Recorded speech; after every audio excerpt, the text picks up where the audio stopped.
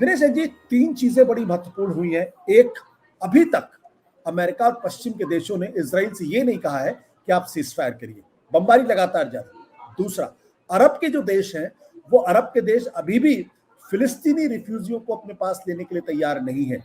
तीसरी बात, अभी तक जो है वो इजराइल गाजा की सीमा के ऊपर अपनी सेना को लेकर बैठा हुआ है, लेकिन अंदर नहीं जा रहा है।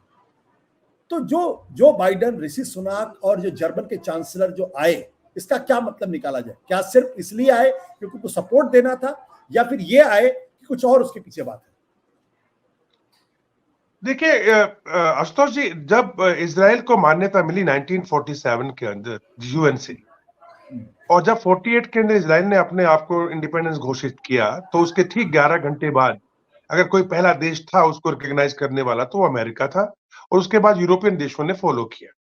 उसका सबसे बड़ा रीजन ये है कि वेस्ट एशिया के अंदर और गल्फ के अंदर जो खनिज पदार्थ हैं या जो है, और तेल है, एनर्जी है, इसका ये इंपॉर्टेंट बहुत ज्यादा है अमेरिका के लिए भी और वेस्टर्न यूरोप के लिए। पूरा बहुत बहुत इंपॉर्टेंट है ये उनके लिए। तो ये इजराइल एक तरीके से उनका एक बेस बन रहा था उस टाइम पे इस एरिया में। बाकी और सब तो मुस्लिम कंट्रीज हैं और वहां पे एकदम से विश्वास करके बेस बनाना मुश्किल था। तो ये एक टेस्ट, मतलब विश्वास पात्र टाइप का एक कंट्री उभर के सामने आ रहा था। ऐसे के अंदर अब सिचुएशन जो अचानक से हमने देखा कि ऐसा क्या हुआ कि अचानक से बैठे बैठे 7 तारीख को बिना किसी वजह के इतना बड़ा एक टेररिस्ट अटैक जो है हमास कर बैठा। ये अचानक से तो नहीं हुआ होगा, इसके पीछे कुछ ना कुछ तो पीछे की तैयारियां थी।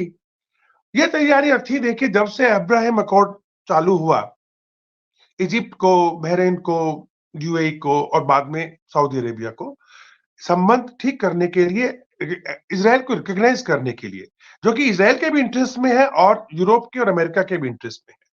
तो ये जब चल रहा था तो डेफिनेटली इसके अंदर सबसे पहले तो ईरान जो है, वो जो सुन्नी बहुमत देश है, वो बिल्कुल इसको लाइक नहीं कर रहा था, कि बिकॉज वो चाहता है कि उसकी दादागिरी यानी उसका वर्चस्व रहे पूरी खाड़ी देश में, और सऊदी अरब चाहता है सुन्नी बहुमत वाला कि हमारा रहे। सऊदी अरब के साथ में अमेरिका खुल के खड़ा हुआ था उसके, और साथ में सब, मतलब ये सबको जग जाहिर था। तो ऐसे में ईरान के पास में क्या क्या चॉइस रह गई होगी कि जो उसका लेफ्ट और राइट हैंड है, यानी हमास और हिजबुल्लाह जो लेबनान में बैठा है, इनको इस्तेमाल करते हुए सिचुएशन को जो है डिरेल किया जाए, डिसरप्ट किया जाए। और मुद्दा जो है वो G20 के अंदर जो बोला गया इंडिया के द्वारा कि जो है आपका वेस्ट एशिया को लेके और यूरोप को लेके जो रेल का जो कॉरिडोर बनाना है, जो जिससे कि चीन का जो है बेल्ट एंड रोड इनिशिएटिव भी फेल हो रहा था, जो ईरान के थ्रू जाना था, तो वो जो मुद्दा था वो उसको ठंडा करने, वो भी ठंडा हो गया इस पूरे चक्कर के अंदर। तो उसको ठंडा भी हो गया और ये सब मामला निकल के बाहर आ गया। तो इसके पीछे जियोपॉलिटिकली 3 लोग तो हैं। पहला है रशिया। रशिया का क्या इंटरेस्ट है कि यूक्रेन की तरफ से अमेरिका को थोड़ा सा अगर यहां पे फ्रंट खुलता है तो यूक्रेन की तरफ से उसका ध्यान थोड़ा कमजोर पड़े और दूसरी तरफ में उसका ध्यान बढ़ जाए। जो हुआ, आज देखिए, जो यूक्रेन को गोला बारूद जाना था, आज ही वो तेल अवीव में उतरा है।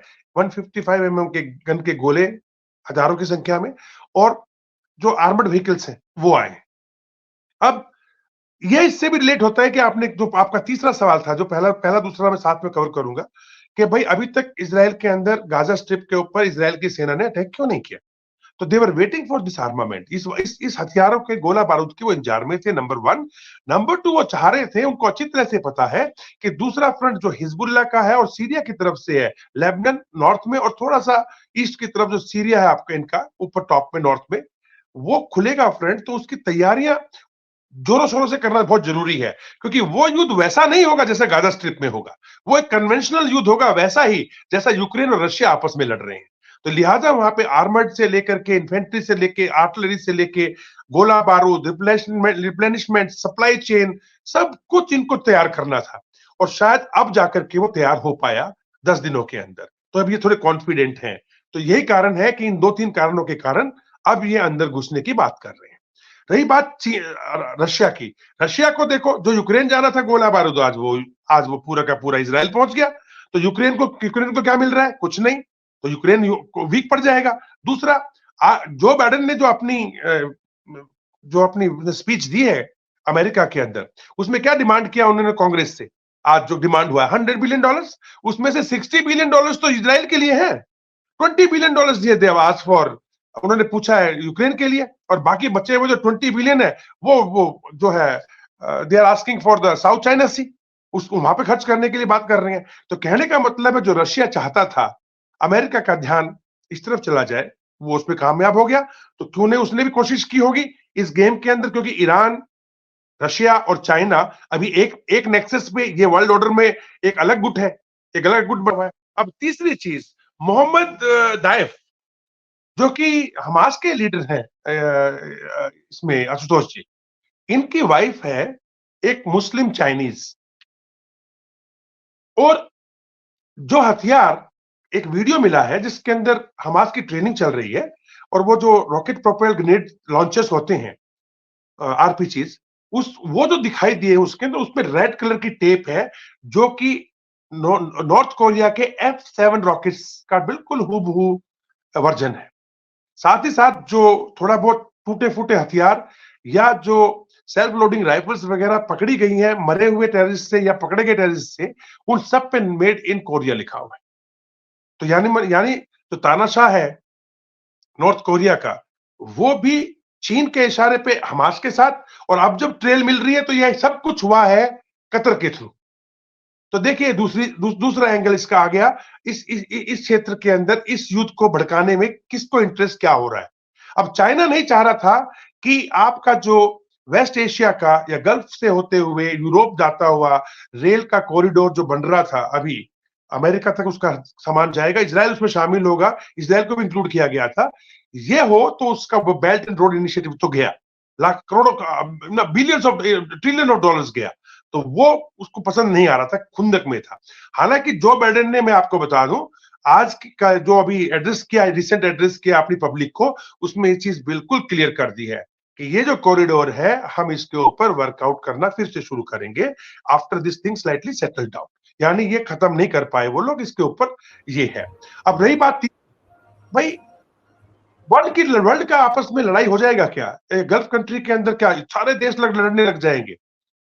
देखिए, ईरान के साथ में कौन कौन सी कंट्रीज हैं? ईरान है, यमन है, और मैं ये नहीं कहूंगा लेबनान है, मैं कहूंगा क्या नाम उसका, हिजबुल्लाह है, और साथ में सीरिया के अंदर कोई रशिया बैठा है तो साथ में एक नेक्सस बन गया, और इन्होंने वही टैंक भेजे अपने सीरिया के बॉर्डर पे बिल्डअप किया है इन्होंने।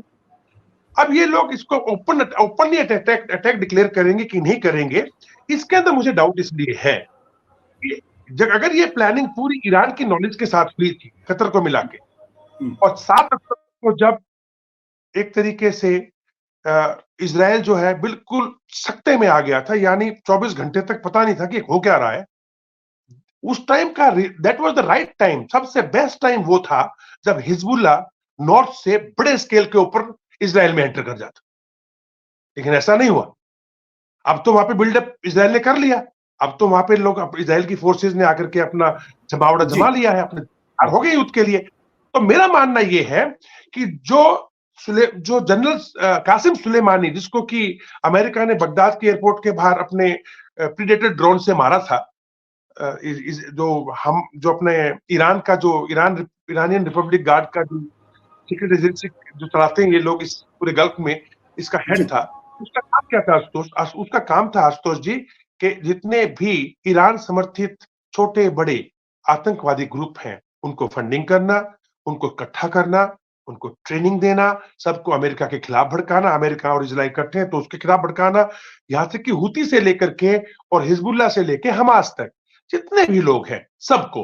और यही कारण था कि अमेरिका को ये पसंद नहीं आ रहा था और अमेरिका ने ना उसको उड़ा दिया था। तो अब जो ये ग्रुप्स हैं, खासकर इराक के अंदर, सीरिया के अंदर, या हिजबुल्लाह हो गया या हुती यमन में, अब ये लोग ग्रुप है, ये ग्रुप कैन गेट टुगेदर, ये इकट्ठे हो सकते हैं, मान सकते हैं, ठीक है, बट ये नॉन स्टेट एक्टर्स हैं, और ये इकट्ठे होकर के क्या बिगाड़ लेंगे इजराइल का? कितना कर लेंगे? कुछ नहीं कर पाएंगे। लास्ट स्टेटमेंट देखिए, चीन ने एक बड़ा गेम खेला, ईरान और सऊदी अरब की दोस्ती करा, एक तरीके से चाहे मन से ना हुई हो लेकिन दिखावे में तो हुई। अब उस दिखावे के अंदर ईरान और सऊदी अरेबिया एक दूसरे के दुश्मनी की बात नहीं कर रहे।